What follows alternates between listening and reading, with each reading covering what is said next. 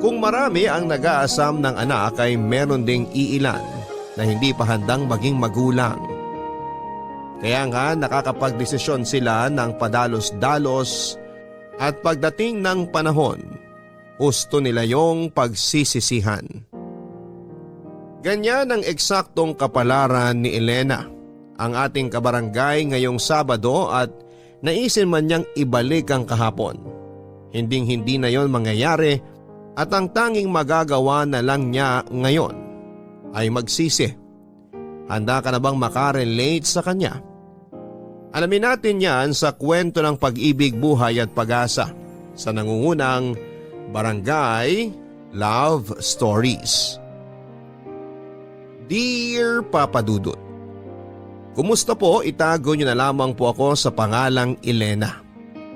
37 years old, taga Rizal at isang mananahi. Nakatira po ako sa bahay ng kapatid ko kung saan nagtatahi kami at nagbebenta ng mga damit pambahay, pambata, shorts, kurtina at mga punda ng unan.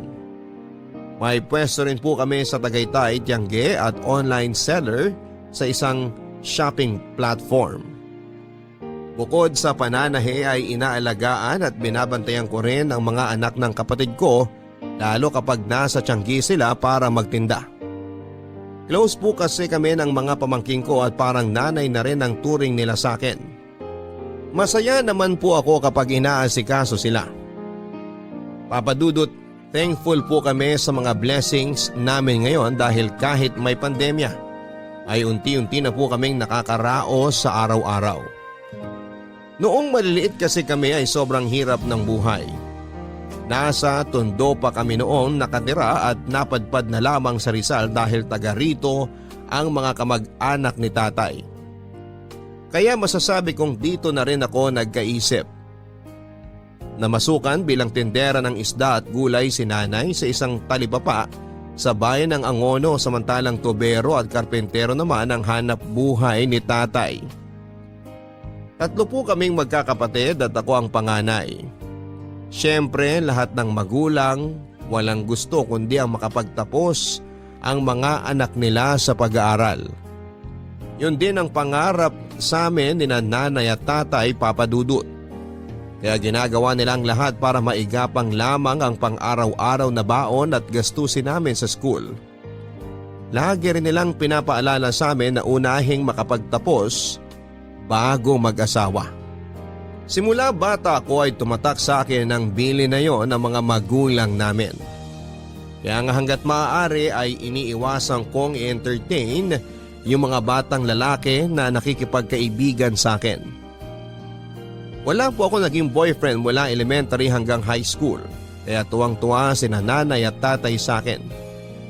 Lagi nila akong binibida sa mga kumari at kumpare nila na mabait at masunuring anak daw ako.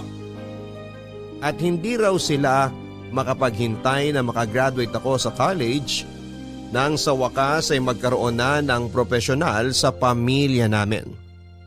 Hanggang sa tumungtong ako sa ika-19 na taong gulang. Tanda ko nasa second year college ako sa kursong education nang makilala ko si Dexter. Dati siyang tourism student pero nag-transfer sa course namin. Mas matanda siya sa akin ng 3 taon. Bali 22 years old na po siya that time.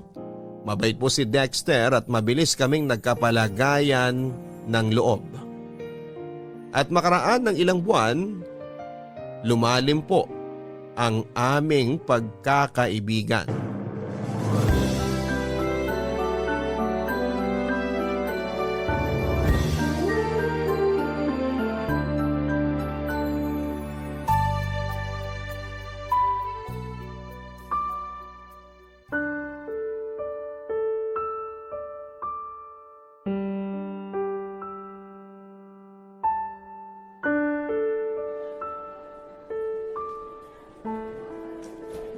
Dexter, ano ba? Bakit kanina mo pa ako iniiwasan? Hindi mo nga ako kinausap kanina sa klase natin eh. Parang wala lang ako sa'yo. Wala lang talaga ako sa mood. Kilala mo naman ako pag bad trip, di ba? Yun lang yun. Yun nga ang hindi ko magets. Bakit ka bad trip? Kanino ka bad trip? Ay nako, ba't ba ang dami mong tanong? Ay, gusto mo talagang malaman? Malamang tinatanong ko nga, di ba? Sa'yo ako bad trip. At bakit naman? Ano bang ginawa ko para mainis ka ng ganyan sa akin? Ah, kaya ka ba nagkakaganyan kasi nabuntis mo ko? Hinaan mo nga yung boses mo. Mamaya may makarinig sa'yo eh. Machismis pa tayo. Ano kung i-chismis nila? Totoo naman na buntis ako at ikaw ang ama. Siraulo ka talaga. Sigurado ka bang buntis ka? Mamaya niloloko mo lang ako. Sinasabi ko sa'yo, Elena, hindi magandang biro yan ha. At bakit naman ako magbibiro, Dexter? Oo, buntis ako. Oh, ayan. Tingnan mo ang resulta ng pregnancy test ko. 2 linya. Ibig sabihin positive. Buntis ako. Ay, buisit namang buhay to. Patay ako nito kay nanay at tatay. Hindi nga nila alam na may boyfriend ako tapos ngayon magkakaapo na sila. Aba, akala mo ikaw lang ang patay sa mga magulang? Ako rin. Anong pinagsasasabi mo dyan? Bakit parang mas ikaw pa tong takot at nag-aalala? Baka nakakalimutan mo, ako ang nagdadala sa anak natin dito sa tiyan ko. Sabing inaan mo yung boses mo eh. Para sabihin ko sa'yo, isang malaking pagkakamali ang lahat ng to. Yung pagbubuntis mo, hindi dapat nangyari yan. Kasi hindi pa ako handang maging tatay. May mga pangarap pa ako sa buhay. Wala pa akong planong bumuo ng pamilya. Ang kapal ng mukha mong sabihin yan, Dexter. Mangilabot ka nga. Tao ka pa ba? Nabuntis lang ako, nagit-demonyo ka na. I'm sorry, okay? Pero nagpapakatotoo lang ako. Saka alam ko, ramdam ko, ganun ka rin. Diba, sabi mo patay ka kapag nalaman ng parents mo magkaka-baby na tayo? Ibig sabihin, hindi pa talaga buo yung loob mo na magkaanak tayo. Kasi nag-aaral pa tayo at marami pa tayong pangarap sa buhay. Ano gusto mong gawin ko? Nandito na sa tiyan ko ang anak natin. Ilang araw pa lang naman yan. Pwede mo pang alisin yan sa sistema mo. Gusto mong ipalaglag ko ang baby natin? Oo! Napapaliw ka na ba? Baliw na kung baliw. Pero baka matuluyan na ako kapag pinanganak mo ang batang yan. Intindihin mo kasing mabuti ang sinasabi ko. Please lang. Pareho pa tayong hindi handa na maging magulang. Kaya bakit natin ipipilit na buhayin ng batang yan kung magiging miserable lang siya pag pinanganak mo? Mahal, makinig ka naman sa akin oh. Di ba may tiwala ka naman sa akin? Pero natatakot ako, Dexter. Di ba masama yun? Masama na ipalaglag ang baby kasi parang pinatay mo na rin siya. Wala pa namang masyadong muwang sa mundo yung baby sa tiyan mo. Baka nga dugo pa lang yan eh.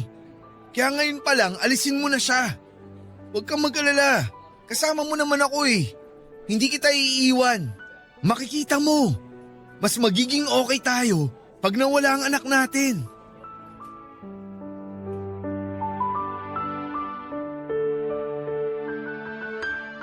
Papadudot, alam kong malaking kasalanan sa Diyos ang pagkakasundo namin ni Dexter na ipalaglag ang baby namin. Pero pareho po kaming lito at desperado ng panahon na yon. Siyempre masakit din sa akin yung reaksyon niya na hindi siya masaya at hindi pa siya handa sa responsibilidad ng pagiging tatay at padre de pamilya sa aming baby. Aaminin ko na para akong pinagsakluban ng langit at lupa dahil pinamukha niya sa amin ng magiging anak niya. Na malaking pagkakamali yung nangyari sa aming dalawa. Naging kami po ni Dexter, Papadudut, pero sekreto lamang po yun. Lalo sa parents namin. Kung may nakakaalaman, mga barkada lang po namin at nag-promise naman sila na hindi ipagkakalat. Fast forward. Dahil sa aming kapusukan ay may nangyari sa amin at nagbunga po yun. Ang totoo ay hindi pa rin po talaga ako handa na maging magulang dahil meron pa akong pangarap na makapagtapos ng college. Maging lisensyadong guro at makapagturo. Hindi ko po yun matutupad kung meron akong anak na aalagaan. Kaya natuloy po ang pagpapalaglag ko sa baby namin ni Dexter sa tulong ng kakilala ng isang kaibigan namin. Pagkatapos noon ay bumalik po sa dati ang relasyon namin ni Dexter na parang walang nangyari. Kaya lang hindi pa nagtatagal simula nang mag-decide kaming alisin sa tiyan ko ang anak namin ay napansin ko na biglang nanlamig ang relasyon namin ni Dexter. Yun naman pala ay meron po siyang nilalanding babae na isang HRM student. Siyempre may tenga ang lupa, may pakpak ang balita. May nakapagtimbre sa akin na kakilala ko sa course na yon. Na napapansin nilang may katext lagi ang naturang babae at hindi nagtagal ay nalaman nila kung sino ang lalaking kalandian nito. Walang iba kundi si Dexter na boyfriend ko. Sobrang sama po ng loob ko, Papa Dudut, dahil kahit sekreto lamang ang pagiging mag-on namin ni Dexter, still kami pa rin po ang magkarelasyon. Galit na galit ko siyang kinumpronta ng araw na yon. Bakit mo ginawa yun, Elena? Ang kapal naman ang mukha mo tanungin kung bakit kita sinampal. Alam mo, kung Aray! tutuusin, Ano ba? kulang pa nga yan. Dapat sa'yo sinasaktan ng gusto. Napakasama mo. Pwede ba tigilan mo na ang kasasampal sa akin? Ano ba kasing ginawa ko? Nagbababae ka. Yan ang ginagawa mong animal ka. Akala mo ba bobo ako? Tanga? Inosente? Akala mo yata ganong klaseng babae ako pwes nagkakamali ka. Huling-huli ka na. May ebidensya ako rito ng mga pictures nyo na palihim na nag-uusap kapag di tayo magkasama. Aminin mo na kasi, niloloko mo akong lintik ka. Okay, sige. Inaamin ko. Napakasama mo, Dexter! Napakademonyo mo! Elena, ano ba? Kung mag-eskandalo ka ng ganyan, baka patulan na talaga kita. Mahiya ka nga. Mamaya may makarinig pa sa atin tapos isipin nag-aaway tayo. Aba, bakit? Mukha ba tayo nagkakasiyahan dito ngayon? Tsaka teka nga, bakit parang ang yabang mo pa dyan? Inamin mo na nga na nambababae ka pero parang ang dating normal lang yun sa'yo? Ano naman kasing hindi ako titingin sa iba? Ganyan ang ugali mo. Habang tumatagal, nakakabwisit ka na, alam mo ba yon? Ang dali mong magselos. Lahat na lang pinagseselosan mo. Barkada ko, classmates natin. Tapos nasasakal na rin ako sa relasyon nating dalawa. Masyado kang emosyonal at kulang sa atensyon. Ano bang palagay mo sa akin? Yaya mo? Magulang mo? Hindi naman, di ba? May sarili akong buhay tapos gusto mo lagi kang nakikisawsaw. Ano? Bawiin mong sinabi mong yan kasi nakakasakit ka na! Marunong ka palang masaktan? Kasi kani-kanina lang, ikaw yung nananakit eh. Tinan mo nga itong mga hampas at palo mo sa akin. Bakat pa sa braso ko yung kamay mo. Tapos ito yung mukha ko. Sigurado akong pulang-pula na sa sampal mong gaga ka. Ano na lang sasabihin ko sa parents ko pag nagtanong sila kung na paano to? Hindi ko naman yan gagawin sa'yo kung naging matino ka lang sana. At hindi ka nang bababae. Tigilan mo na nga ang paninisi sa akin. Saka hindi ako mambababae kung hindi ka aastang baliw at siraulo dyan. Hindi mo ako pag-aari. Kung magpapatuloy ka sa ganyang ugali mo, maghiwalay na lang tayo. Ayoko na sa'yo kasi nakakasawa at nakakaumay ka. Dexter naman! Huwag mo namang sabihin yun! Huwag mo akong iwan at huwag mo ako ipagpalit sa iba! Hindi ko kasi kaya kapag nangyari yun, please lang! Ang gusto ko lang naman, ako lang! Ayoko nang may kahati sa'yo kasi sakit ka lang dapat! Baliw! Siraulo! Sinabi hindi mo ako pag-aari, lintik ka! Mabuti pa, dyan ka na! Alis na ako at huwag kang susunod sa akin! Nakakabwisit yung pagmumukha mo! Dexter! Please, wag ka umalis! Wag mo ako iwan!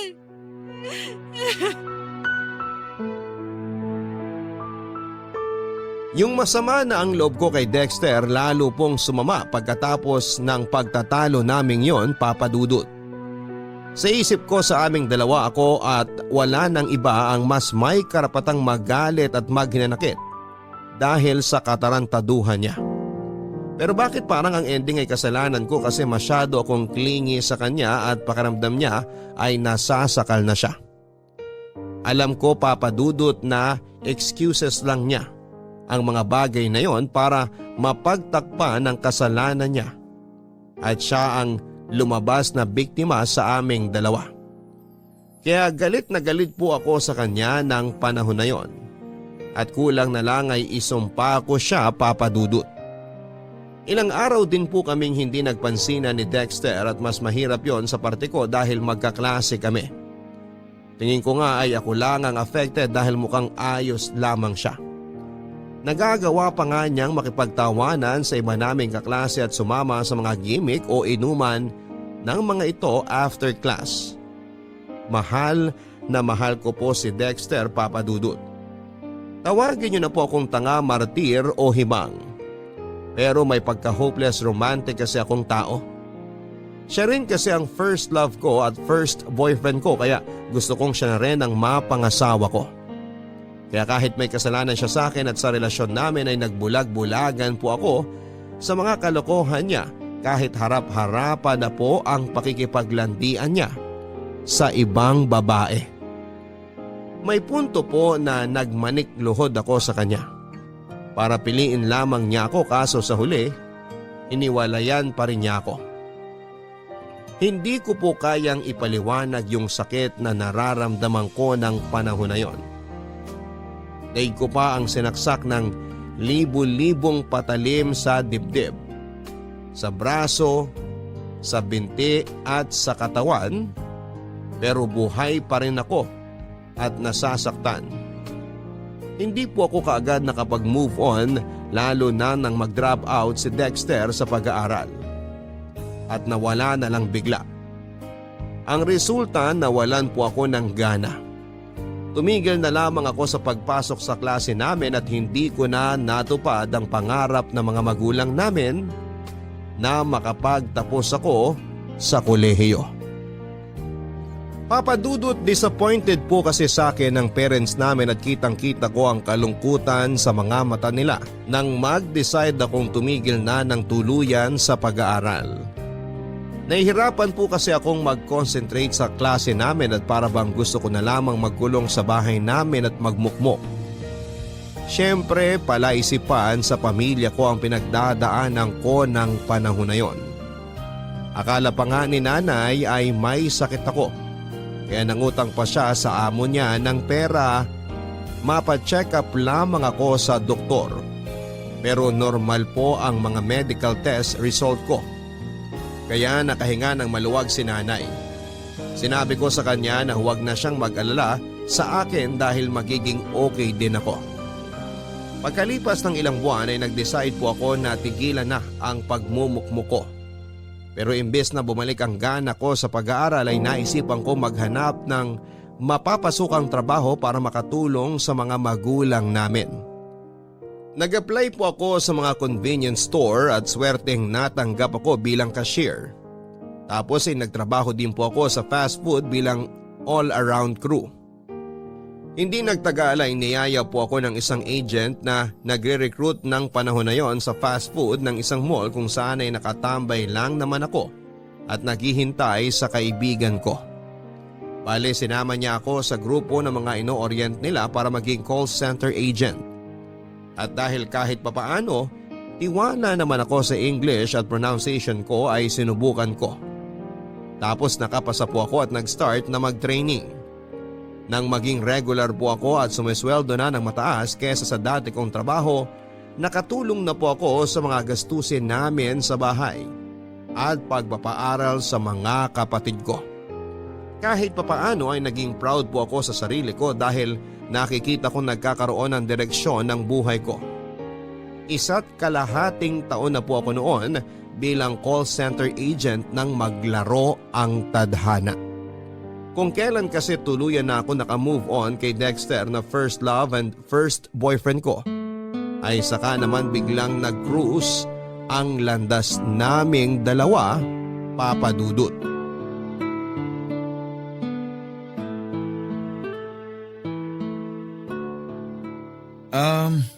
Kumusta ka naman, Elena? Ang tagal din nating hindi nagkita. Ayos lang. Ito, working as call center agent. Diyan lang office namin sa malapit. Naisipan ko lang bumili ng kape bago mag-start shift ko. Ah, ganun ba? Sandali, nagkakape ka na pala ngayon? Oo, nakakailang cups nga ako nito araw-araw. Nakaka-addict kasi. Nako, hinay-hinay lang sa pag-inom ng kape ha. Masama rin yan sa kalusugan kapag napasobra. Alam ko naman yun. Hindi ko lang din maiwasan dahil kailangan lagi akong gising sa trabaho ko. Kapag hindi ako nakakapagkape, daig ko pa yung sabog at lutang. Ganon? Ayos lang ba makipagkwentuhan sa'yo? Nagmamadali ka ba? Ang totoo, gusto ko sanang humingi ng sorry sa'yo kasi bigla ako nawala after ng breakup natin. Alam kong masakit sa'yo na naghiwalay tayo tapos iniwan pa kita. Ewan ko kung anong pumasok sa isip ko nun. Kaya bigla ako nag-decide na tumigil sa pag-aaral at sumama sa tito ko papunta sa Cebu. Pinasok niya ako ng trabaho doon. Doon na rin ako tumira ng ilang taon. Elena, alam kong malaki ang kasalanan ko sa'yo. Kaya gusto kong humingi ng sorry. Aaminin ko masama ang loob ko kasi sinaktan mo ko ng sobra-sobra noon. Hindi ko maintindihan kung ano bang naging kasalanan ko sa'yo para sa huli. Iwan mo ko at hindi piliin. Ikaw ang first love ko, first boyfriend. Kaya normal na masaktan ako ng husto at mahirapang makamove on. Siguro, tinanggap ko na lang talaga na hindi tayo para sa isa't isa at merong nakalaan sa ating iba. Teka, maiba ako. May asawa ka na ba? Mga anak? Wala. Wala akong anak at mas lalong wala akong asawa. Sinubukan ko manligaw. Nagka-girlfriend naman ako pero iba ka pa rin, Elena. Sobrang ibang-iba yung relasyon natin at hindi ko yun mahanap sa mga babaeng nakasama ko. Alam ko lahat ng mga kasalanan at pagkukulang ko sa'yo. At sa maniwala ka o hindi, pinagsisihan ko yun ng gusto. Kung maibabalik ko lang ang kahapon, hindi kita sasaktan at hindi kita iiwanan. Kaso wala eh. Nagpakagago ako. Imposibleng matama ko pa yung mga maling nagawa ko. Mga bata pa tayo noon kumpara sa edad natin ngayon. Siguro mas nag-mature na tayo. Tsaka pinatawad na kita, Dexter. Hindi ko man maintindihan yung mga dahilan mo noon kung bakit mo yun nagawa. Hinayaan ko na lang na tulungan ako ng panahon na maghilom. Tapos sino mag-aakala na magkikita tayo ulit, di ba? Napaka mapaglaro ng kapalaran. Oo nga eh. Pero naniniwala ako na may dahilan ng pagkikita nating to. Pero ikaw ba? Meron ka na bang asawa o kahit man lang boyfriend? Wala akong asawa. Wala rin ako mga anak. At mas lalong wala akong boyfriend ngayon.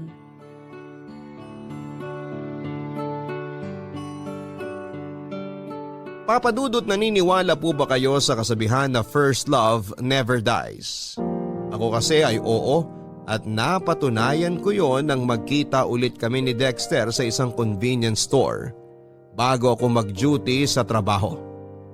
Natatandaan ko na nakikrave ako noon ng kape kaya naisipan kong bumili.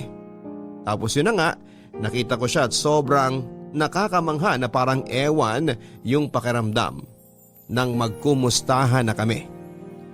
Nandun yung pagkailang syempre. Pero dahil merong kaming pinagsamahan ay unti-unti kaming naging komportable sa isa't isa.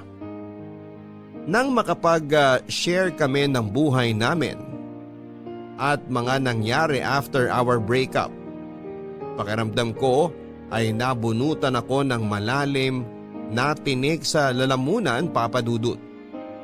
Kasi kahit papaano ay nagkaroon kami ng closure. Pero ang akala kong muli at huli naming pagkikita ay scam pala. Dahil bago kami naghiwalay ay hiningi ni Dexter ang bagong number ko.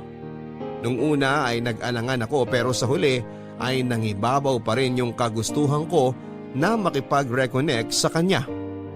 Hindi nga nagtagal ay nagsimula kami mag-text at chat ni Dexter, Papa Dudut.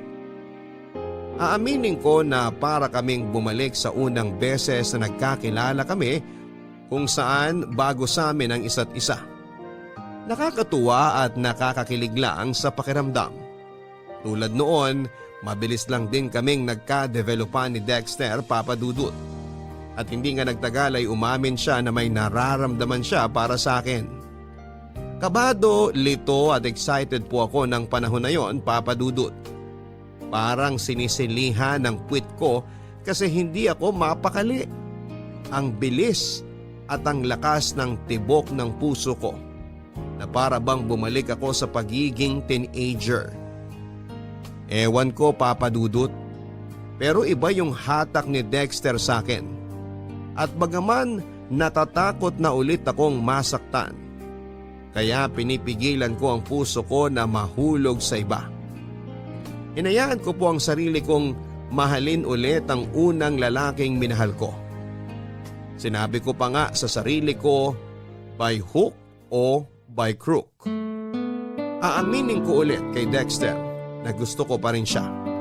At nangyari yon, nangyayain niya akong makipag-date sa kanya, Papa Dudut.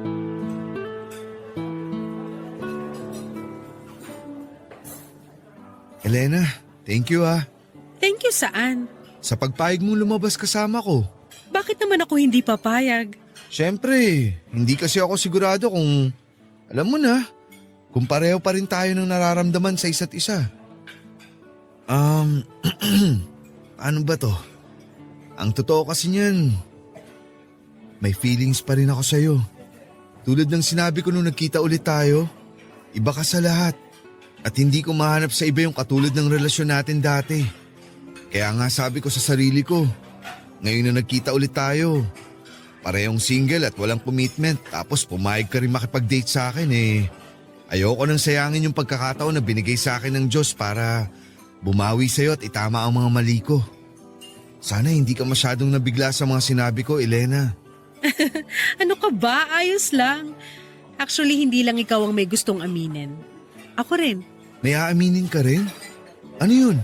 Nakikinig ako. Ikaw rin kasi, malakas pa rin ang impact mo sa akin. Ewan ko ba? Hindi ko may paliwanag. Nung naghiwalay tayo, ginawa ko talaga lahat para kalimutan ka. May mga nanligaw sa akin, oo, pero hindi pa rin kita mapakawalan sa puso ko. Siguro nga kinukumbinsi ko lang ang sarili ko na nakamove on na ako sa'yo, na nakamove on na ako sa relasyon natin, kahit hindi naman talaga.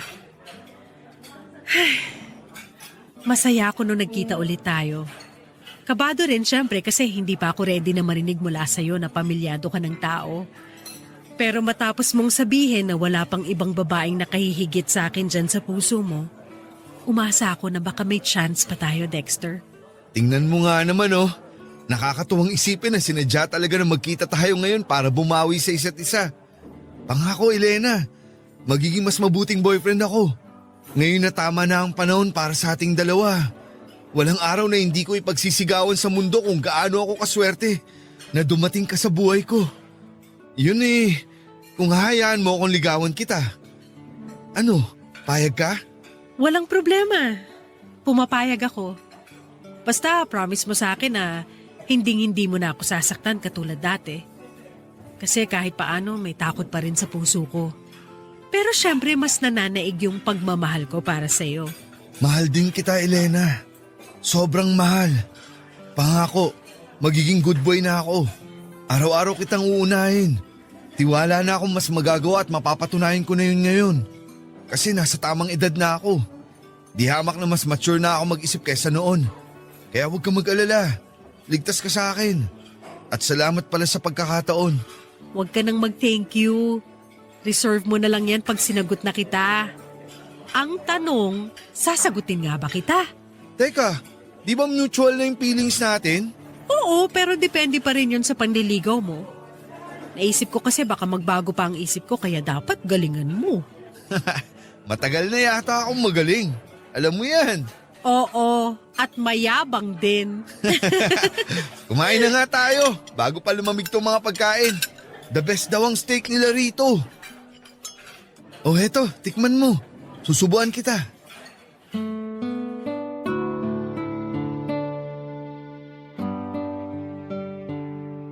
Kung noon ay tinatago namin sa mga magulang namin ang relasyon naming dalawa, nang ligawan at sagutin ko po si Dexter ay ginawa ko na yung bagay na hindi ko nagawa noon.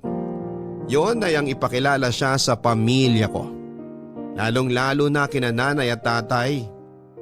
Kabado po kaming pareho nang dalhin ko siya sa bahay namin pero naging maayos naman ang pagkikita nila ng parents ko at ang pagtanggap sa kanya ng pamilya ko. Malaking bagay po yun sa amin dahil mas maluwag ang kahit na anong relasyon kapag tanggap kayo ng mga magulang ninyo. Hindi nagtagal ako naman po ang ipinakilala ni Dexter sa parents and family niya. Naging okay rin po ang lahat sa dulo kaya tuwang-tuwa kaming dalawa, Papa Dudut. Wala na po akong mahihiling sa may kapal dahil muli niya kaming pinagtagpo ni Dexter at pinagsama bilang magkasintahan. Malungkot man at masakit yung paghihiwalay namin noong araw, naniniwala po kami na paraan lamang yon ng tadhana para ihanda kami sa panibagong buhay na haharapin namin. Ang tinutukoy ko po ay yung noong nag-decide kami ni Dexter na mag-live-in na at bumuo ng pamilya. Payag din naman po ang mga parents namin dahil pareho na kaming nasa tamang edad at may trabaho. Kaya na naming buhayin ang magiging anak namin, Papa Dudut. Kaya naman malakas ang loob namin. Walang pagsidlan yung kaligayahan ko sa puso ko matapos naming tumira sa isang bubong. Nangako si Dexter na balang araw pakakasalan niya ako. Kaya naman pinanghawakan ko yon, Papa Dudut. Pero that time ay hindi po namin priority ang wedding dahil gusto na po naming magkaanak. Papa Dudut, dream come true po ang pagsasama namin ni Dexter sa iisang bubong at pangarap na bumuo ng sarili naming pamilya. Siyempre umiidad na kami at kailangan na naming maghabol para naman hindi kami mapag-iwanan sa biyahe. Karamihan kasi sa mga common friends namin ay may mga anak na. Oo, nandun yung inggit kaya nga ang magka-baby ang priority namin that time. Ang sabi ko noon sa sarili ko ay tama na ang panahon at pagkakataon kung saan ay pwede na kaming bumuo ng sarili naming pamilya. Kaya simula noon ay ginabi-gabi po namin ni Dexter ang pagsisiping, Papa Dudut. Umaasa po kasi kami na makakabuo kami kaagad kapag ginawa namin yon. Lumipas nga ang ilang buwan at wala pa ring nabubuo sa sinapupunan ko, Papa Dudut. May punto na pareho na kaming frustrated ni Dexter dahil consistent naman ang sex namin. Tapos pareho rin kaming healthy and capable. Alam ko yon dahil yon ang pakiramdam ko, Papa Dudut. Regular din kasi ang menstruation ko kaya dapat mas malaki yung chance na mabuntis ako. Pero lagi pong negative ang resulta ng pregnancy test kaya nalungkot kami ng husto. May isang beses na na-delay ako sa menstruation ko at akala namin ay buntis na ako. Deep inside ay nagsa-celebrate na kami ni Dexter dahil umaasa kaming sa wakas ay dininig na ng Diyos ang matagal naming panalangin sa Kanya. Pero pagkaraan ng 2 araw, niregla po ako, Papa Dudut. Kaya gano'n na lamang ang disappointment namin ni Dexter. Pero hindi pa rin kami sumuko. Sinubukan pa rin po namin kahit paulit-ulit na kaming nabibigo. Ganon naman talaga ang buhay. Walang mangyayari kung magmumugmok lamang kami sa sulok at hindi magpapatuloy, Papa Dudut. Negative na naman. Ano ba yan? Oh, mahal. Ang aga-aga, bakit parang nakasimangot ka? Sino bang hindi sisimangot? Negative na naman ang result ng PT ko, mahal. Tingnan mo, pangatlong beses ko na yan ngayong araw. Mahal, huwag ka naman stress. Ikaw din ang mahihirapan kapag inisip mo pa ng gusto. Paano hindi ako masistress? Ang tagal na kasi nating sinusubukan. Kaso wala pa rin. Bakit yung ibang kakilala kong babae, isang beses pa lang may nangyari sa kanila ng mga partner nila pero buntis na agad sila? Bakit tayo? Hindi ko rin alam pero baka hindi pa talaga binibigay sa atin. Alam mo, malapit na akong maniwala na karma natin to kasi pinalaglag natin ang unang baby natin noon, mahal. Ano bang pinagsasasabi mo? Naisip ko lang naman. At bakit bigla mo namang naisip yan? Pareho naman natin ginusto na ipalaglag ang baby natin noon ah. Kasi hindi pa tayo handang maging magulang. Wala pa tayong kakayahan noon. Di tulad ngayon. Hindi mo kailangan magtaas ng boses dahil naririnig kita at naiintindihan ko ang point mo. Ang akin lang kasi, naniniwala pa rin naman ako sa karma. At paano kung ito na yun, di ba? Kaya hirap tayo makabuo dahil nga kinakarma na tayo. Karma ka dyan. Kasabihan lang yun. Hindi yun totoo. Pwede ba? Huwag ka nga magpapaniwala sa mga karmang yan. Dami mong papaniwalaan yan pa talaga. Bakit pa hindi mo ako mag-gets? Siyempre, babae ako. Kung frustrated ka dahil kahit anong gawin natin, hindi pa rin tayo makabuo, pues mas frustrated ako. Ikaw lang ang gumagawa ng ikagaganyan mo, Elena. Oo, katulad mo, busit ako. Pero nasa katinuan pa rin ako. Sinasabi mo bang baliw ako, ha, Dexter? Aray! Ano? Sumagot ka! Bakit ka ba nananakit? Wala naman ako sinasabing ganun ah. May narinig ka ba lumabas sa bibig ko? Sa'yo kaya mismo nang galing yun, Elena. Parang gago naman talaga to, oh. At ako pa talaga ang gago, ha? Anong niya ka? Wala ka nga sinasabi pero yun na rin ang punto mo. Palagay mo sa akin, mahina po make up? Aray! Sumusobra ka na! Grabe ka! Lumuwag na naman yata yung tornilyo mo sa utak. Ang aga-aga, ganyan ka. Makaalis na nga muna rito sa bahay. Diyan ka na! Buisit! Dexter! Bumalik ka rito! Hindi pa tayo tapos mag-usap!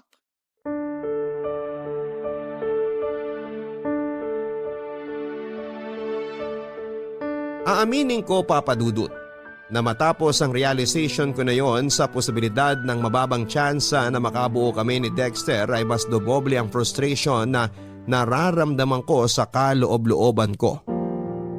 Muli pong nag-flashback sa akin yung panahon na walang pagdadalawang isip naming hinatulan ng buhay ng kaawa-awa naming baby nang ipalaglag ko po ito. Walang gabi simula noon na hindi ako umiyak bago matulog, Papa Dudut. Tuwing umaga na lang ay nagigising ako na mugto ang mga mata at paos ang boses. Tapos madalas ay nagagalit at naiinis sa akin si Dexter dahil madrama at maarte daw ako. Isang beses nga ay sinabihan niya akong magpatingin sa OB para malaman namin kung may problema ako sa matres. Kahit natatakot ay sinunod ko po ang gusto niyang mangyari. Doon ko po nalaman ang sagot sa tanong ko, Papa Dudut. Hindi ko na po idedetalye ang findings ng doktor sa akin pero isa lang ang sigurado. May kinalaman ang pagpapalaglag ko noong araw sa dahilan kung bakit hirap po akong mabuntis ng panahon na yon. At matapos ko pong sabihin kay Dexter ang resulta, imbes na simpatya, awa o pagdamay sa kalagayan ko, galit, panunumbat at paninisi ang initial reaction niya. Bagay na mas nagpalala pa ng matinding sakit at kalungkutan na nararamdaman ko ng panahon na yon.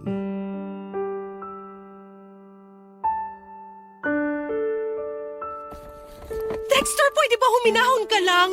Tsaka ano bang ginagawa mo? Bakit mo iniimpake ang mga damit mo?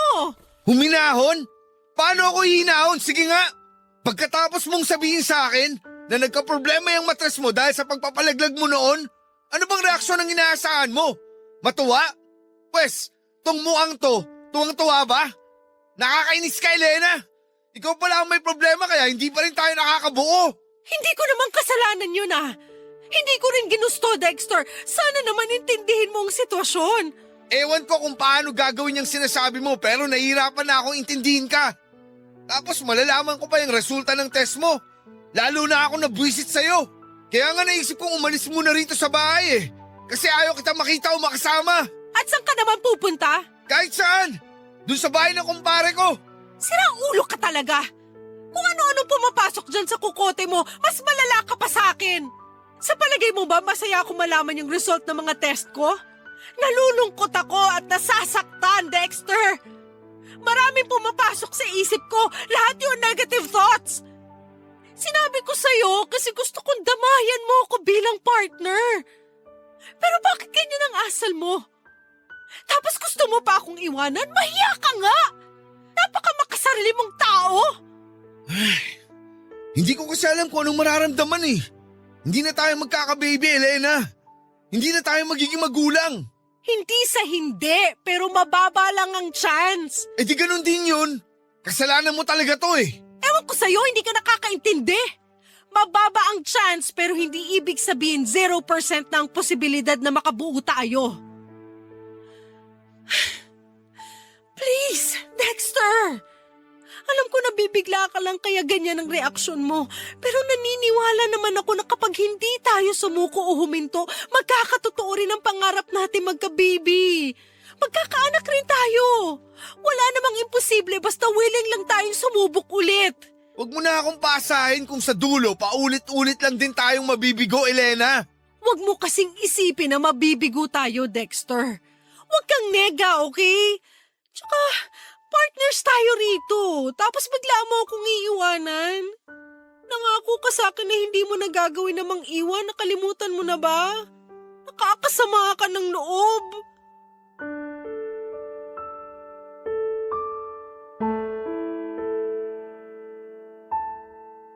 Matapos sabihin sa akin ni Dexter na hihiwalayan niya ako dahil hindi kami makabuo, ay nataranta po ako ng husto at kinain ng matinding takot, Papa Dudut. Hindi ko kayang mawala sa piling ko si Dexter, lalo na kung kailan pabor na sa amin ang kapalaran. Muli po ako nakiusap sa kanya na subukan lang namin. Hindi naman kasi sinabi ng doktor na wala na akong tsansang mabuntis. Mababa lang, pero kung hindi kami susuko, samahan pa ng dasal sa may kapal ay baka isang araw ay matupad din po ang aming kahilingan. Mabuti na lamang po dahil nakinig sa pakiusap ko si Dexter at muli po naming sinubukang magka-baby, Papa Dudut. Bukod doon ay nag-start po kaming magpanata sa simbahan tuwing linggo para dinggin ng Diyos ang kahilingan namin. May mga binago rin po kami sa lifestyle namin para mas maging healthy kaming pareho. Halimbawa, nag-quit po si Dexter sa paninigarilyo. Ako naman ay iniwasan na ang labis na pagpupuyat sa gabi, kaya nagpalipat na rin po ako ng shift sa umaga. Hindi na rin ako masyadong nagkakape at mas madalas akong kumakain ng gulay at masusustansyang pagkain.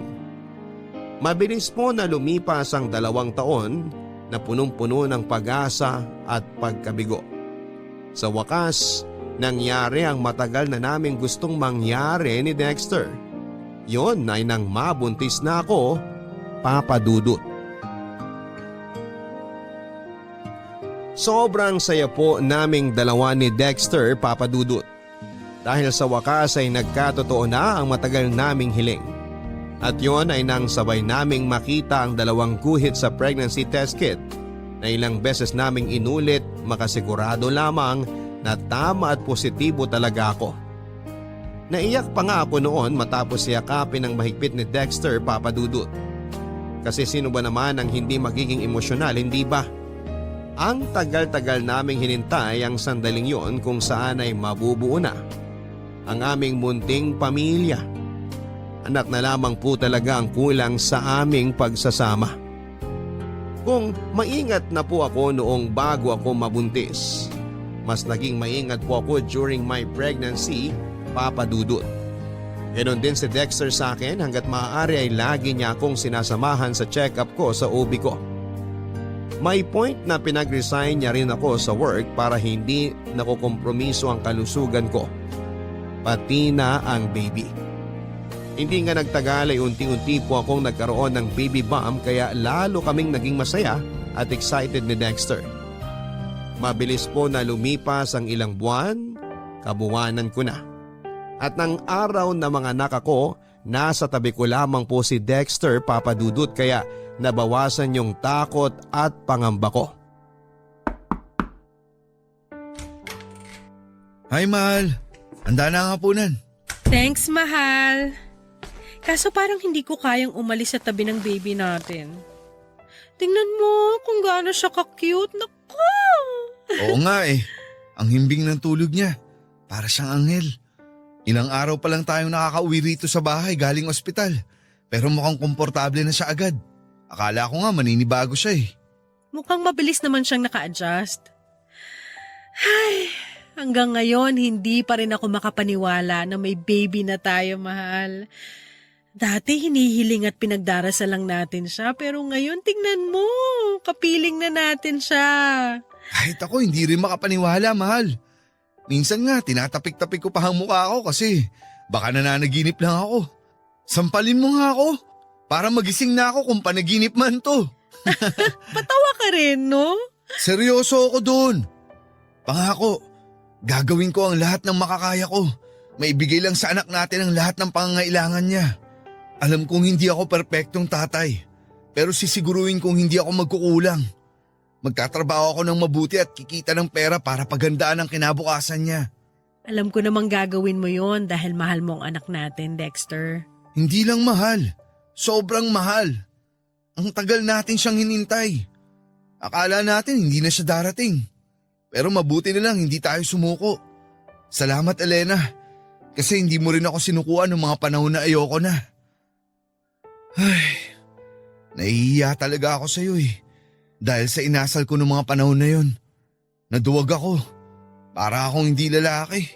Alam ko na kung may pagpipilian ka, hindi mo naman yun sasabihin. Lito at naguguluhan ka lang din noon. Naiintindihan kita, mahal. Ngayong natupad na ang pangarap natin maging isang buong pamilya, wala na akong mahihiling pa. Ako rin. Ikaw at ang anak lang natin sapat na mahal. Walang gabi simula nung malaman kong buntis ako sa kanya na hindi ako nagpasalamat sa Diyos. Akala ko hindi niya pakikinggan ang panalangin ko dahil nakagawa tayo noon ng kasalanan. Pero totoo na mapagpatawad siya dahil binigay niya sa atin ang anak natin. Hindi lang ikaw ang may pangako kay baby, mahal. Ako rin meron. Anak, salamat kasi dumating ka sa buhay namin ng papa mo. Hindi mo alam kung paano mo kami binago. Dahil sa'yo, nagkaroon ng direksyon ng buhay namin. Dahil sa'yo, natupad ang pangarap namin ng papa mo na magkaroon ng pamilya. Ikaw ang kukumpleto sa amin, anak. Pangako, aalagaan, mamahalin at ibibigay namin lahat ng pangangailangan mo. Tama ang mama mo, anak. Mahal na mahal ka namin. Sobrang mahal ka namin. Totoo po na malaki ang nagbago sa buhay at pagsasama namin ni Dexter, Papa Dudut, matapos dumating ang aming anak. Mas naging responsable kaming magulang dahil gusto naming ibigay ang best namin para sa kanya. Kapansin-pansin din na mas ginanahan si Dexter sa pagtatrabaho dahil nag-promise siya sa amin ng anak niya na ibibigay niyang lahat ng pangangailangan namin. Papa Dudut, ako naman ay naging mas responsableng nanay. Bukod sa pagdating ng baby namin at tuluyang pagiging buo ng aming pamilya. Meron pa pong isang blessing na dumating sa buhay namin ni Dexter. Yon ay walang iba kundi ang maikasal kami at ganap na naging mag-asawa. Mabilis po na lumipas ang 3 taon. Naging masaya po ang aming pamilya, Papa Dudut. Kaso sino mag-akala na panandalian lang pala ang kasiyahang yon dahil nang sumunod na taon, nangyari ang ni sa hinagap ay hindi namin inaasahang mangyari ni Dexter. Yon ay matapos na ma-diagnose na may leukemia ang anak namin. Papa Dudut, dahilan para bawian po ito ng buhay during her medication. Masyado pong mabilis ang mga pangyayari at wala sa amin ni Dexter ang nakapaghanda.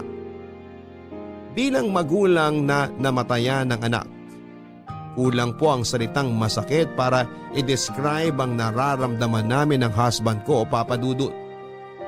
Nang mga panahon na yon ay parang gusto na rin naming mamatay. At hanggang sa libingan ng anak namin ay hindi po namin siya mapitawan.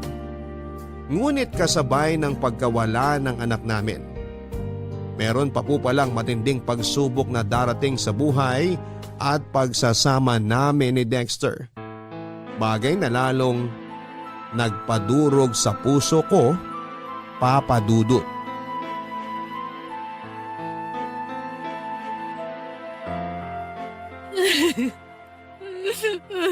Dexter, please wag mo naman akong iwanan, oh. Hindi ko naman sinasadya na saktan ka. Nainis lang talaga ako sa sinabi mo na tamad ako at wala akong ginagawa dito sa bahay natin. Ganyan ka naman eh. Bigla ka na lang nananakit tuwing naiinis ka. Tignan mo nga tong labi ko. Pumutok na naman sa sampal mo. Saka totoo namang tamad ka. Hindi ka nga nagluluto para may makain na ako pagdating ko galing sa trabaho. Maghapon ka nga rito sa bahay natin. Wala ka namang ginagawang kapaki-pakinabang. So wala akong ganang kumilos, anong gusto mong gawin ko? Idadailan mo na naman ba ang pagkamatay ng anak natin kaya nagkakaganyan ka pa rin? Elena, ilang buwan na yun. Hanggang ngayon ba hindi ka pa rin nakaka-move on? Sira ulo ka ba? Paano mo nasasabi tungkol sa bagay na yan na para bang napakadaling gawin? Anak natin ang namatay, Dexter, hindi kung sinong bata dyan! Alam ko yun. At hanggang ngayon masakit pa rin sa akin ang lahat. Kaso lalo ako nahihirapan dahil sa'yo. Napakadrama mo masyado. Lagi kang umiiyak. Napapagod na akong aluhin ka, Elena. Kaya iiwan mo na naman ako! Ganun ba yon? Ay, hindi ko alam. Naguguluhan ako. Pero isa lang ang sigurado. Tuwing nandito ako sa bahay, naalala ko ang anak natin. Kung pwede nga na hindi na ako umuwi rito para makalimutan ko na siya kaagad. Ano bang kasalanan natin? Bakit kailangan tayong paglaruan ng tadhana? Bakit kailangan kunin ang anak natin ng maaga? Ni hindi pa nga nagtatagal mula nung ibigay siya sa atin tapos gano'n na lang kadali na binawi siya sa atin. Kahit sa ang agulo ko tingnan, hindi makatarungan. Kasalanan mo talaga to, Elena! Ano? Bakit ako? Hindi mo kasi inalagaan ang anak natin. Diba? Nangako ka na babantayan mo siya. Nasisiguruhin mo ligtas siya. Pero bakit dinapuan pa rin siya ng ganong klaseng sakit? Bakit namatay pa rin siya at nawala sa atin? Nasisiraan ka na ng ulo! Tsaka ginawa ko naman ang lahat para alagaan siya ni hindi ko nga pinapakagat sa lamok o pinadadapuan sa insekto ang anak natin tapos ang kapal na mukha mong sisihin ako at subatan ako na pinabayaan siya? Mahiya ka nga, Dexter! Kahit na anong sabihin mo, kahit na anong katuwiran mo, hindi na may babalik ang buhay ng anak natin, Elena. Naisip ko, wala na rin saysay na magsama pa tayo sa isang bubong. Kaya nakapag-desisyon na ako iwanan ka. Dexter naman! Ngayon mo pa talaga naisip yan samantalang dapat nga magkasangga at magkasama tayo sa buhay. Wala na ang anak natin. Pati relasyon at pagsasama natin bilang mag-asawa gusto mo rin mawala at masira? Bakit naman ganyan? Wala naman akong kasalanan na tulad mo nagluluksa rin ako. Tulad mo namatayan din ako ng anak. Huwag ka naman maging unfair sa akin! Huwag mo akong dramahan, buwisit ka! Dexter! Dexter, please naman huwag kang umalis! Huwag mo akong iwan, oh! Please, Dexter! Nagmamakaawa ako sa'yo! Magbabago ako! Hindi na kita sasaktan! Magiging masipag na rin ako rito sa bahay! Please naman, Dexter! Huwag ka nang umalis! Maawa ka naman sa akin! Wala na nga ang anak natin! Tapos ikaw mawawala rin! Hindi ko na kakayanin!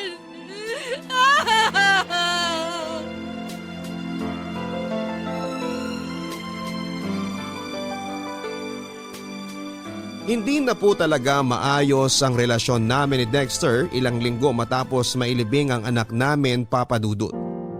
Ramdam ko na naging malayo kami sa isa't isa dahil pareho kaming nagluluksa. Aaminin ko na napabayaan ko rin siya bilang asawa at nagkulang din siya sa akin. Tapos huli na bago ko na-realize kung gaano na kalaki ang agwat namin sa isa't isa. Madalas na kaming mag-away kahit na sa maliit na bagay lamang. Tapos nasasaktan ko rin siya physically. Nagsisipo ako ng husto dahil nagpadaig ako sa emosyon ko. Kaya nga sinubukan ko pong isalba ang relasyon namin ni Dexter pero nauwi pa rin kami sa hiwalayan. Yung sakit na nararamdaman ko nang mawala ang anak namin ay naramdaman ko ulit matapos akong hindi piliin ang asawa ko, Papa Dudut. Sa kasalukuyan ay nakatira po ako sa bahay ng kapatid ko at tumutulong sa negosyo nila dahil para akong mababaliw kapag nananatili ako sa dati naming bahay.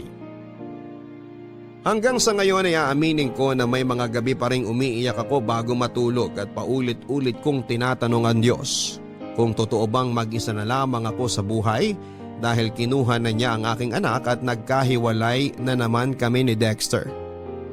Mukha lang po talaga akong matatag pero malapit na akong masiraan ng ulo. Hindi ko mapigilan ang sarili kong isipin na hinatulan na ako ng langit dahil sa kasalanang nagawa ko nang minsan ngunit walang kapatawaran. Kaya malaking bagay po na nakapagbahagi ako ngayon sa programa ninyo upang mabawasan ang sakit ng pinagdaraanan ko, Papa Dudut. Maraming salamat po kung sakaling mapili po ninyo ang sulat ko at sana'y patuloy pong i-bless ang Barangay Love Stories para makapaghatid po kayo ng magandang storya ng buhay. Ang inyong forever kapuso at kabarangay,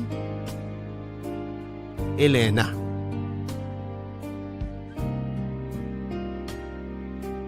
Maraming salamat, Elena, sa pagbahagi mo ng iyong storya at alam namin na mabigat ang pinagdaraanan mo sa buhay. Sana'y nagkaroon ng kaunting kapanatagan sa puso mo gayong naibahagi mo na sa aming programa ang kwento ng buhay mo.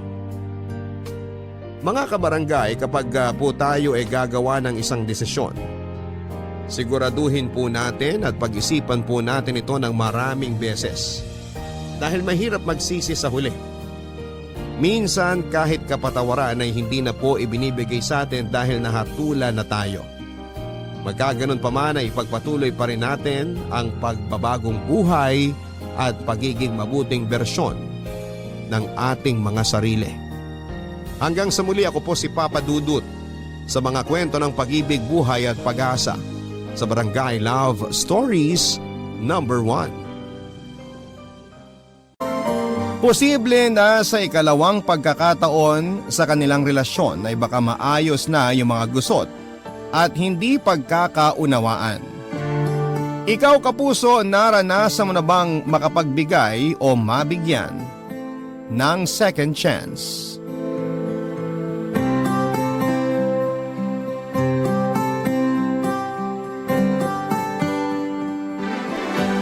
Dear Papa Dudut, biyaya ang second chance para sa mga taong hindi ginalingan sa simula.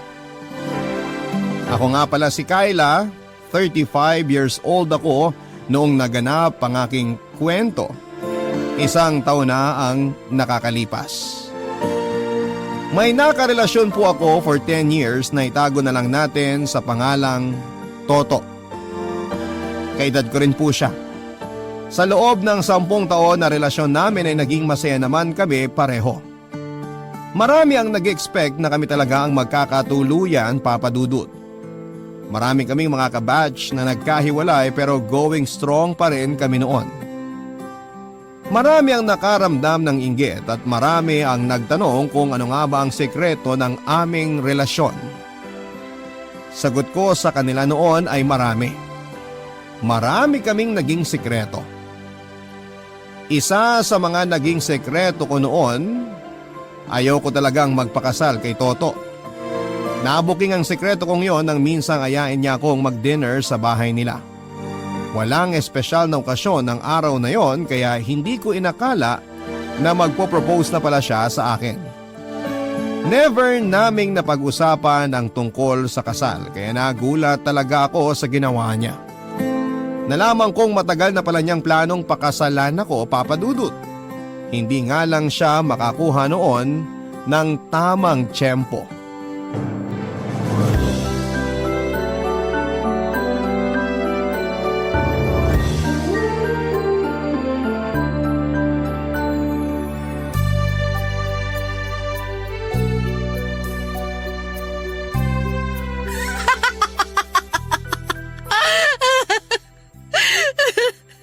Grabe!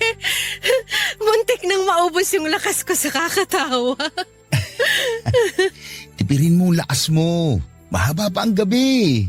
Paabot naman ng tubig. Mamaya ka na magtubig. Ito na lang muna cake ang unahin mo. Mapapawi ba uhaw ko dyan? Sige na. Try mo na tong cake. O sige na nga. Akin na. Oh, ayan. Simulan mong kainin sa gitna, ha? Ha? Bakit sa gitna? Basta! Ang weird mo. Pero sige. Sisimulan ko ng kainin, ha? Masarap, ha? Saan mo ito nabili? Anong nabili? Akong gumawa niyan.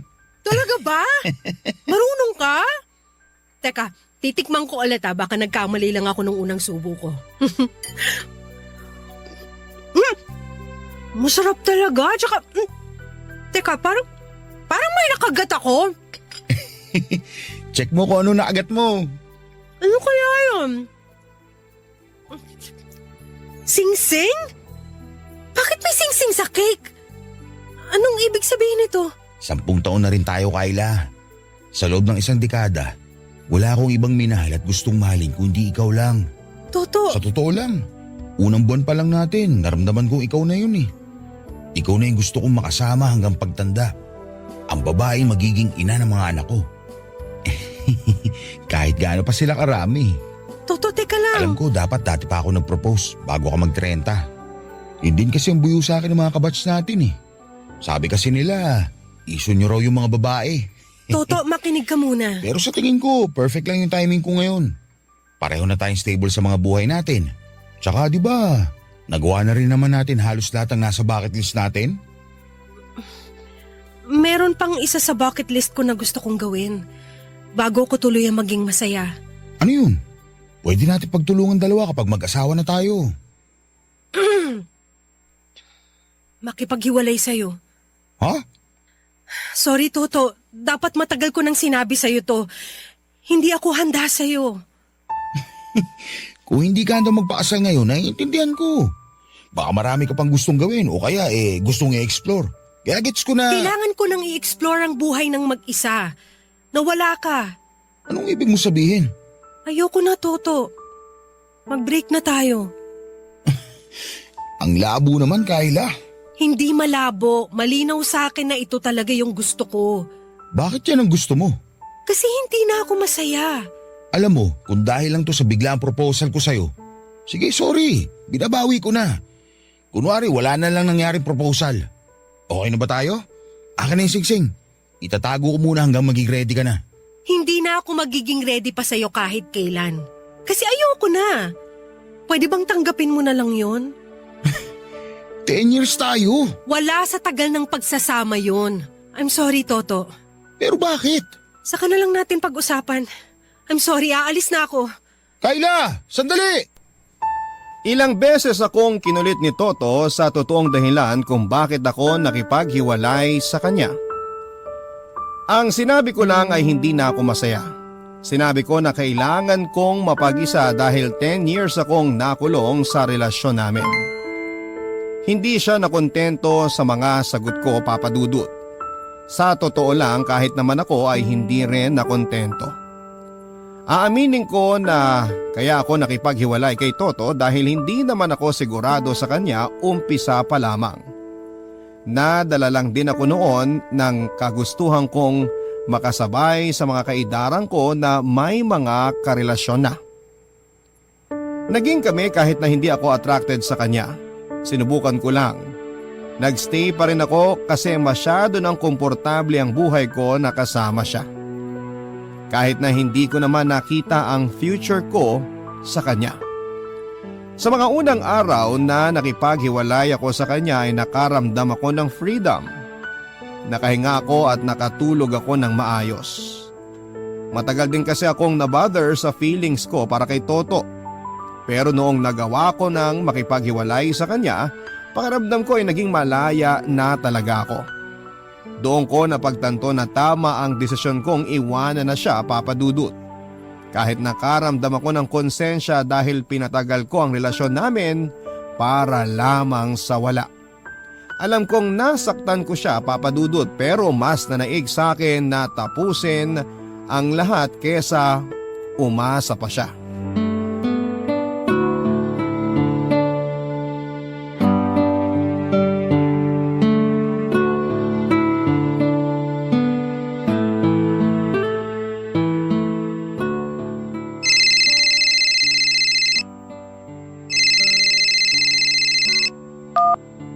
Hello, sino to? Hi, Kayla. Mabuti naman after 2 weeks, sinagot mo na rin ang tawag ko. Toto? Ikaw ba yan? Oo, bagong number ko. Ay wait, additional number ko. Bakit kailangan mo magdagdag ng number? Kasi hindi mo sinasagot mga text sa tawag ko sa'yo sa dating number ko eh. Toto, alam mo naman siguro kung bakit, di ba? Hiwalay na tayo, tsaka… Alam ko naman yun. Ang akin lang sana sagutin mo naman yung mga tawag ko. Kasi marami pa tayong kailangan ayusin sa relasyon natin. Wala na tayong relasyon. Ang ibig ko sabihin, may mga kailangan pa tayong asikasuhin after nang naging relasyon natin. Tulad ng, Yung bakasyon natin sa Aurora 2 weeks from now. hala, oo nga. Kahit ako rin munti ko nang makalimutan. Kung hindi lang ako nag-check ng mga lumang bills ko sa credit card, baka nasayang na to. So paano to? Meron ka bang maisasamang iba? Iba? Sa atin yun Alam mo naman kung bakit hindi na tayo pwedeng tumuloy sa bakasyon na yun, di ba? Oo, alam ko, pero sayang kasi. Sinubukan mo bang tawagan para ipa-cancel? Para mabawi na lahat ng nabayaran mo? Ginawa ko na yan. Ang sinabi, 20% na lang daw may ibabalik dahil malapit na raw yung check-in date natin. Unfair naman yung 20% lang ibabalik nila. Dapat buo mong mababawi yun. Nasa rules nila Nabasa ko rin doon sa pinirmahan kong sinend nila. O paano na to? Anong gagawin natin? Pwede naman na ituloy na lang natin. Sayang kasi yung mga nagastos. Pareho pa naman tayong kuripot. Hindi na wise na magbakasyon at magsama pa tayong dalawa. Ipasa na lang natin sa iba. Wala akong kakilala mapagpapasahan Gawa natin ang paraan yan. Kakausapin ko yung mga kaibigan ko. Dapat ikaw din alok mo sa mga kaibigan mo. Kailangan maibenta natin yan. Kailangan ko rin ng pera. Hindi sa pagiging negative pero mukhang malabo na mabenta natin yun 2 weeks na lang kasi. Mas malabo yung pumayag ako magbakasyon tayong dalawa. Parang diring-diri ka makasama ako Sorry, Toto. Ang gusto ko lang namang sabihin, dapat hindi na tayo magsama pa sa kung anuman. Kailangan natin ng oras na malayo sa isa't isa para makamove on at masanay na tayo. Siguro nga. Sige, tawagan ulit kita kapag nakahanap na ako. Pakisagot yung tawag ko Walang ghosting. Okay, bye. Bye! Hindi na ako nagsayang pa ng oras. Naghanap kagad ako ng pwedeng pagpasahan ng tour package na nabili namin ni Toto dati. Pinost ko pa nga sa Facebook pero lahat yon ay puro nag-inquire lamang at hindi na ako binalikan pa. Meron namang iba na interesado pero gustong kunin sa presyong palugi. Siyempre hindi ko naman yon pinayagan. Pinakiusapan ko na nga ang mga kakilala ko pero lahat sila ay tumanggi. Nagbiro pa nga yung iba at sinabing baka may curse daw ang vacation package na nakuha namin. Dahil naghiwalay kami at baka ganun din daw ang mangyari sa kanila. Nawala na ako ng pag-asa na mabibenta pa ang tour package naming yon, Papa Dudut. Napakalapit na rin kasi ng date ng bakasyon kaya hindi ko naman masisisi yung mga taong sinubukan kong alukin. Hindi rin naman kasi prepared ang budget nila. Wala ring mapagbentahan si Toto kaya naman nakapag-decide na kaming ituloy na lamang ang bakasyon naming yon. Hindi ako sang-ayon lalo't na-feel ko na baka gamitin ni Toto yon para makipagbalikan sa akin. Kung hindi lang talaga ako mahigpit noon sa pera, talagang pababayaan ko na yung naiambag ko doon sa tour package na yon, Papa Dudut. Barangay Love Stories. Barangay Love Stories. 2 araw bago ang nakatakdang bakasyon namin, Papa Dudut. Nagkita muna kami ni Toto para maging klaro lahat ng mga detalyeng kailangan namin. Napansin kong malaki ang pinayat niya mula noong last ko siyang nakita. Napansin ko rin ang kakaibang ngiti sa mga mata niya noong nakita niya ako. Natakot ako. Baka nga gumawa siya ng paraan para ipilit ang sarili niya sa akin sa bakasyon na yon. Hinanda ko na lamang ang sarili ko sa mga gagawin kong pagtanggi sa kanya oras na subukan niyang makipagbalikan sa akin. Naging awkward ang simula ng pagkikita namin dahil naaalala ni Toto na yung fast food kung saan kami nagkita ang same na fast food kung saan kami unang nag-date bilang magkarelasyon. Sinubukan nga niyang pahabain ang usapan tungkol sa memory ng first date namin. Pero tinapos ko na kaagad yon. Ayoko magkaroon pa siya ng dahilan para hindi makamove on sa akin. Medyo nasaktan siya pero kailangan kong gawin yon, Papa Dudut.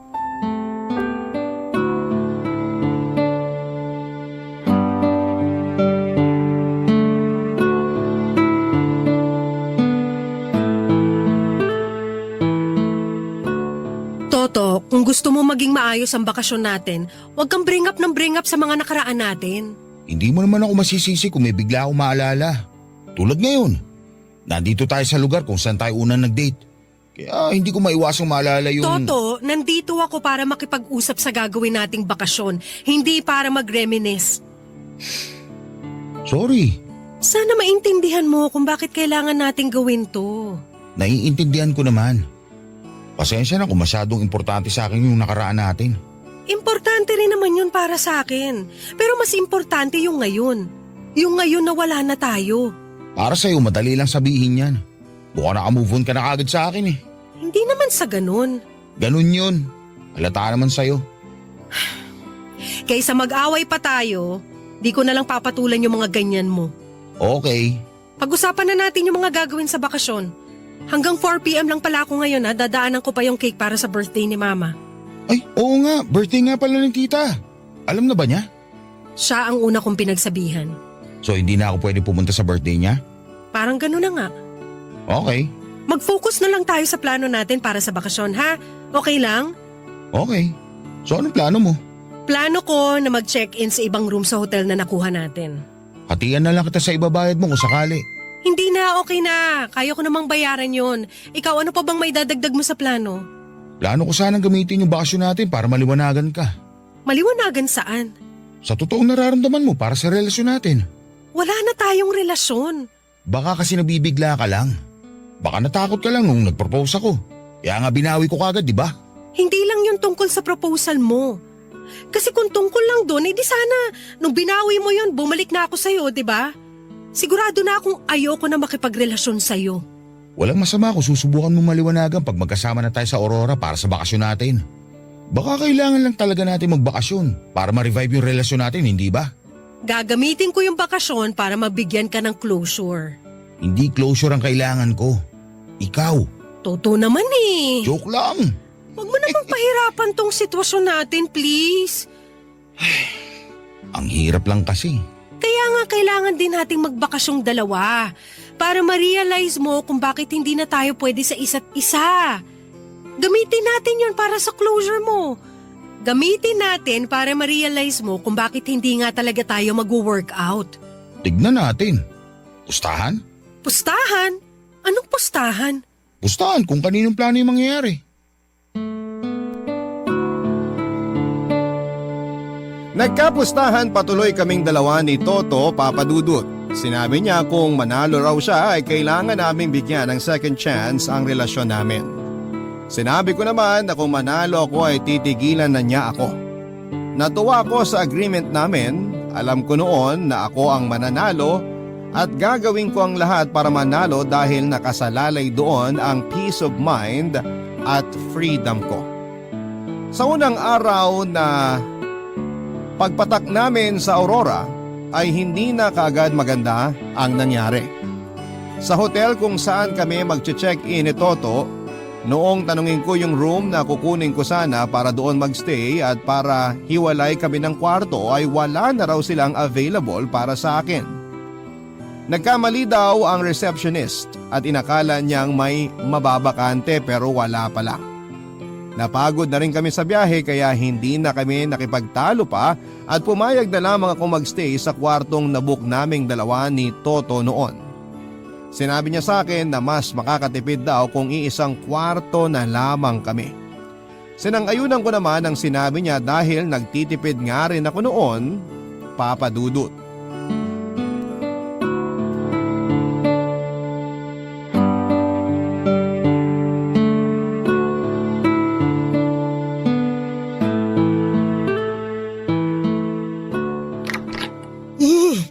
Grabe, hindi gumagana yung hot shower. Ang lamig.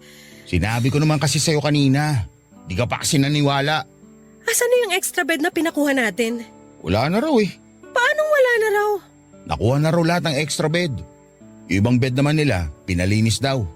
Bukas pa raw pwede makuha o baka sa makalawa. Hala, hindi pwede. Wala tayong choice kung hindi magtabi. Ayoko. Bakit? Natatakot ka ba matukso sa katawan ko, ha? Ang kapal mo rin, no? Pinapatawa lang kita. Ikaw naman, masyado ka seryoso. Kasi unang araw pa lang natin dito, ang dami ng palpak na nangyari. Relax ka lang. Maiga ka na. Matulog na tayo para bukas maaga tayo magising. Oh, sampart ka ng kama. Hindi tayo pwede magtabi, Toto. Bakit naman? Kasi break na tayo. Sus, ano naman ngayon? Kasi weird. Hindi na dapat nagtatabi ang di magkarelasyon. Ano ba naman, Kyla? 10 years tayo naging magkarelasyon. Nasanay na tayo magkatabi. Naamoy ko na yung panis na laway mo. Nabilang ko na rin lahat ng mga nunal mo sa katawan. Ngayon ko pa ba aarte ng ganyan? Iba nga kasi yun. Kung magkarelasyon pa tayo, hindi naman ako tatangging tumabi sa'yo. Iba na ngayon. Hindi naman siguro masama na magtabi tayo. Pareho naman tayong single, di ba? Saka magtatabi lang naman eh. Walang kahit anong mangyayari. Kahit maglagay pa tayo ng unan sa gitna. Magtalikuran pa tayo kung mas komportable ka sa ganun. Hindi talaga ako komportable na sa iisang kama lang tayo matutulog. Siguro natatakot ka, no? Natatakot saan? Natatakot ka na baka may bumalik na feeling sa'yo. Uy, ready ka na bang matalo sa pustahan? Nare-realize mo na ba na pwede tayo ulit? Ganon. Gusto mo talagang patunayan ko sa'yo na wala na? O sige, umusog ka doon. Magtabi tayong matulog hanggang matapos ang bakasyon na to. O sure ka bang kaya mo? Baka gapangin mo ako Baka kapag natikman mo ko ulit, bigla kang bumalik dyan. Ang kapal din ang mukha mo, no? Sa tingin mo talaga gusto kong may mangyari sa atin?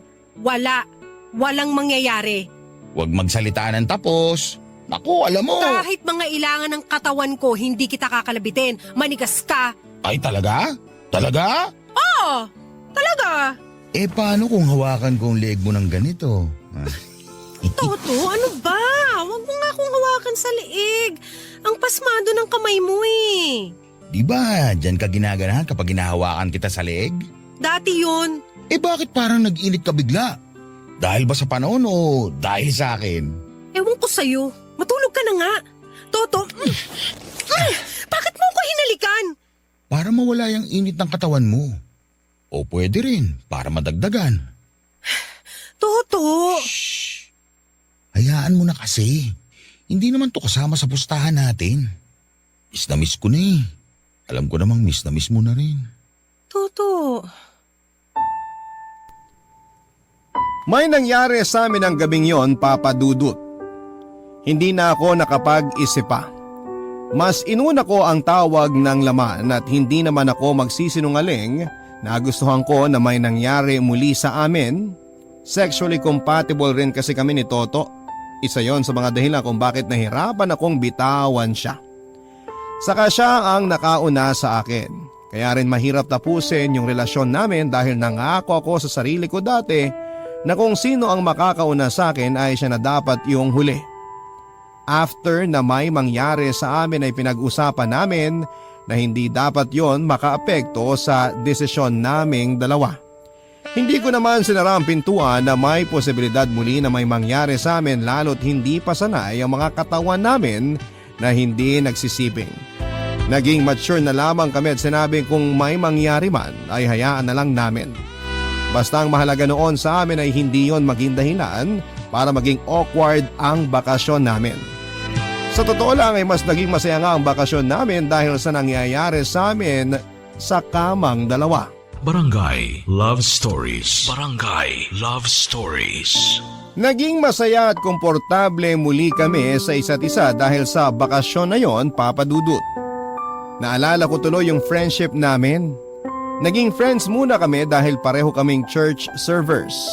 Akala ko dati ay friend lang ang tingin ni Toto sa akin noon pero isang araw ay bigla niyang inamin na gusto niya ako. Nahiya akong tumanggi noon dahil ginawa niya yon sa harapan ng mga kasamahan namin sa simbahan. Lahat sila noon ay boto na maging karelasyon ko si Toto. Wala nga akong nagawa kundi ang payagan siyang maging karelasyon ko kahit na wala pa akong feelings para sa kanya ng mga panahong yon. Natutunan ko naman siyang mahalin nung tumagal na pero hindi naman ganon kalalim. Kaya hindi ko rin nakita ang sarili ko na siya na ang makakasama ko sa panghabang buhay. Nang hinayang ako sa pagkakaibigan namin, sana pala ay hindi na lamang ako nahiyang tumanggi sa inoffer niyang relasyon. Naisip ko na siguro ay maayos pa rin kami kung hindi ko naisip na makipagrelasyon sa kanya. Pero nandun na yun eh. Kailangan ko na lamang harapin yung consequences ng pagpasok ko sa relasyon namin. Hiniling ko na lamang na sana after ng bakasyon ay makapag-isip-isip na si Toto na mag-move on na. Hiniling ko rin na kapag nakapag-move on na siya, sana'y maging friends muli kaming dalawa, Papa Dudut.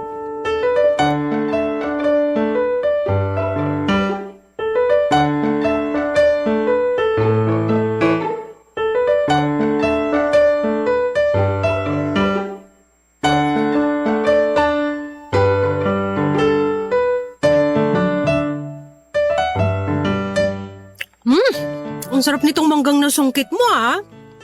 Sakto yung asim at tamis. May mata ka talaga para sa mga mangga. Ay, masarap ba? Wala pa kasi ako natitikman eh. Ay, hala sorry. Mukhang mauubos ko na. Anong muka? Naubos mo na kaya? Mukhang balat na lang yung makakain ko. Wala ka nang tinira. Sorry na. Alam mo namang kahinaan ko ang mangga. Lagi na lang ganito ang role ko sa'yo. Tagabalat ng mangga. Tapos ikaw, kain lang ng kain. Ako pa'y maghuhugas ng pinagkainan mo. Sorry na nga. O sige, sa'yo na yung last na babalatan mo.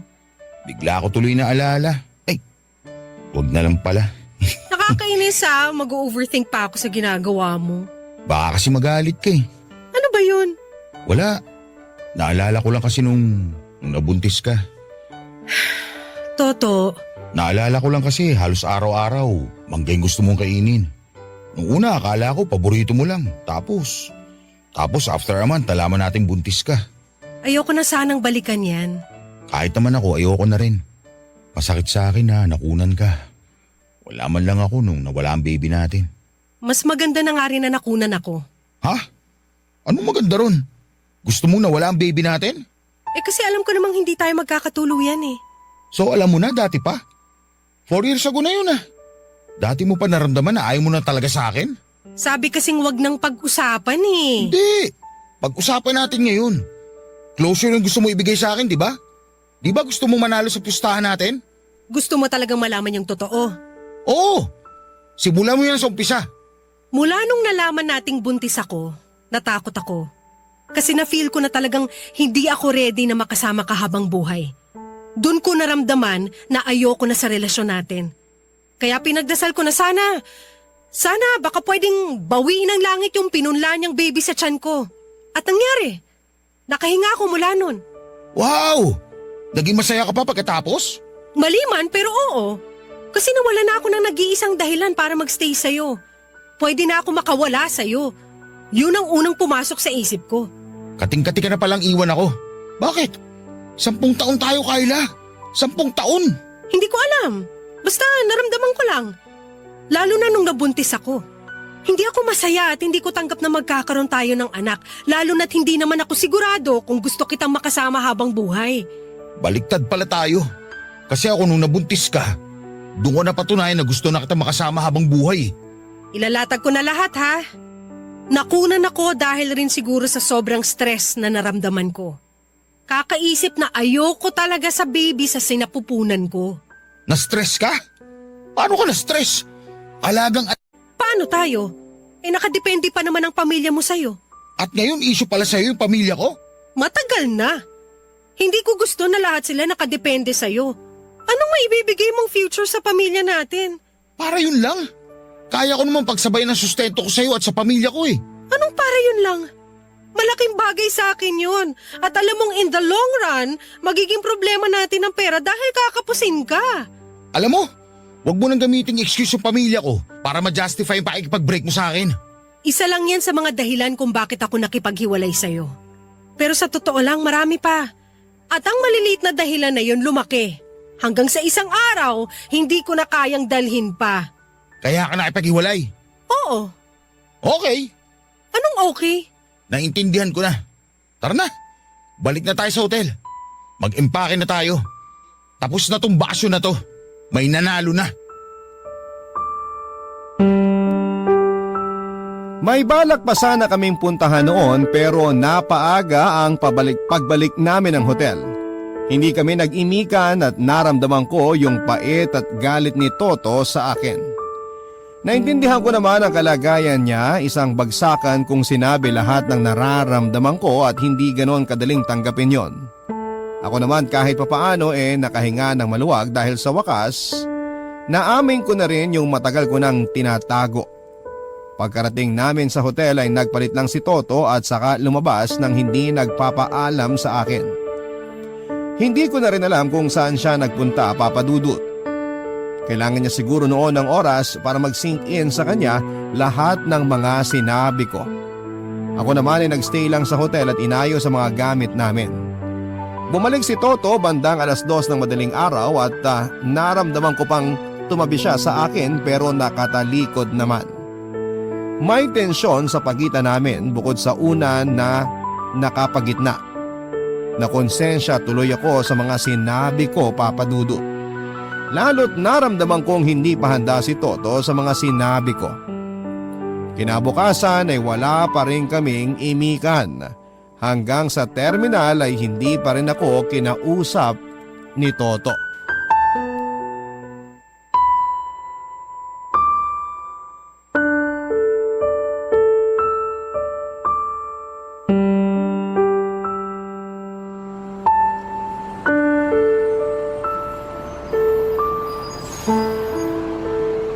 Mukhang madedelay yung bus natin.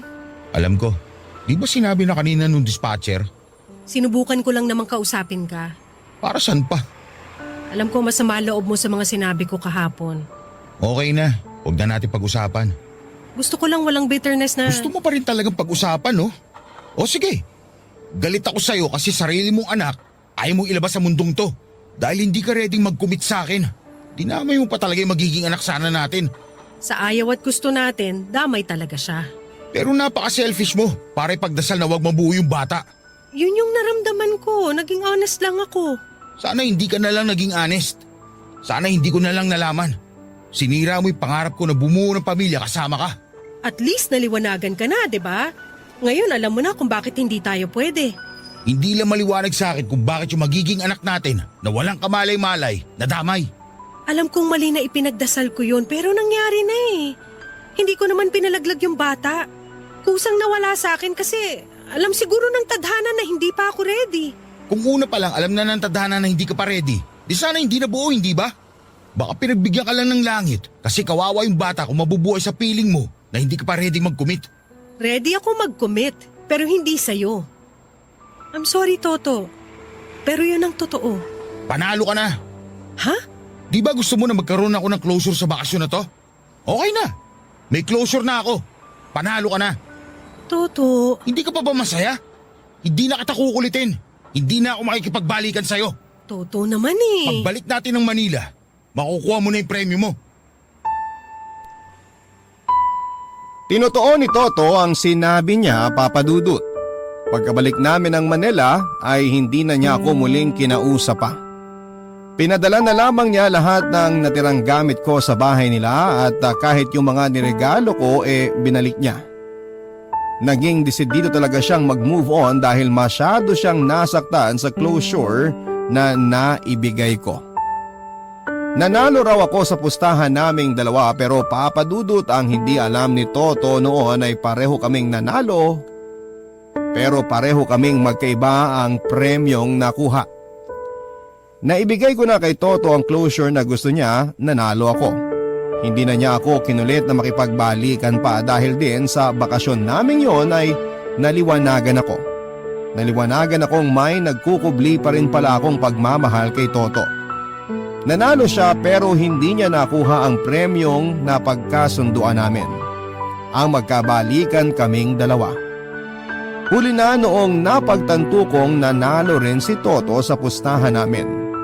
Hindi na niya ako kinausap muli habang ako ay umaasa na magkakaroon kami ng second chance na dalawa.